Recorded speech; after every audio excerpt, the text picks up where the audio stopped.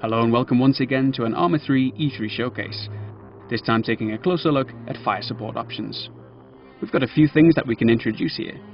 We'll be engaging a stronger force from range, calling in an artillery strike, close air support, and taking a brief look at our prototype context-sensitive tutorial system. More on that later. So to give you an idea of the enemy strength, we'll take a look at the base from roughly half a click away.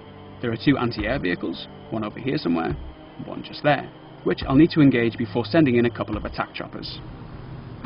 Taking a look from a circling UAV, the thermal camera highlights heat signatures from personnel and vehicles with their engines switched on. I might have mentioned that we've already called in one strike, which we're seeing the results of there. And if I can get into position and get a sight of our second target, we'll use our hint system to help us call in another. We know that there's a fair number of features and complexity associated with our game. Even those things which perhaps aren't so complex are nevertheless non-standard, so we accept that it's up to us to help introduce functionality. Things like this hint system are intended to be an unobtrusive method of offering support to the player. By unobtrusive, I mean that it's a modular system integrated into the missions themselves, which can be quickly disabled for those players more familiar with the game, accessed optionally for other players who might benefit from a quick reference for which keys to press, and so on.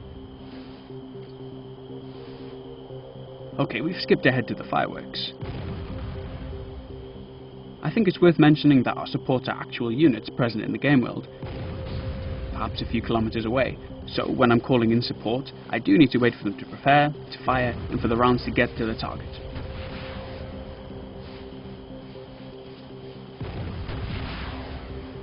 It also means that if the enemy is able to physically take my supports out, they won't be available to me.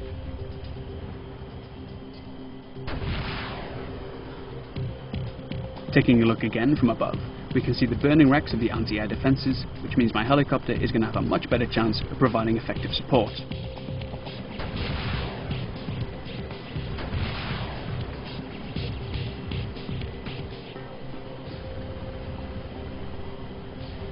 Skipping a little closer into the base, we can see what kind of damage we're doing.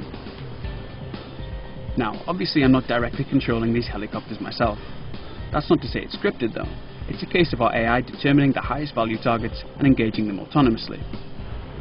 Part of the charm, and perhaps part of the challenge of playing Arma, is the knowledge that these helicopters may be shot down in one playthrough and might wipe out every living target in the next.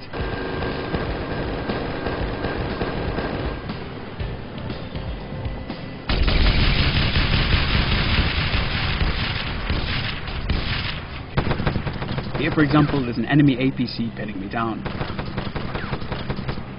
Perhaps on another playthrough this vehicle wouldn't be here, or would have been taken out from a mile away by our air support.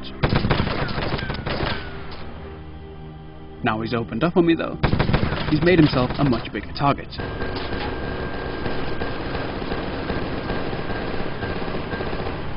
So now my support is engaging him, and I should be able to continue ramboing around the base.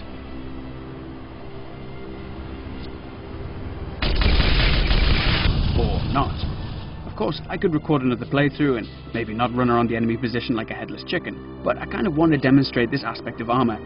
It's a challenge, sometimes it's brutal, but it's also one of the most unique combat gameplay experiences that you can find. If we can just remove a few of the wonky barriers getting in the way, provide more intuitive controls, create more natural responses, then we can set back and say, alright, this is Arma 3, this is our vision of war, now get to it.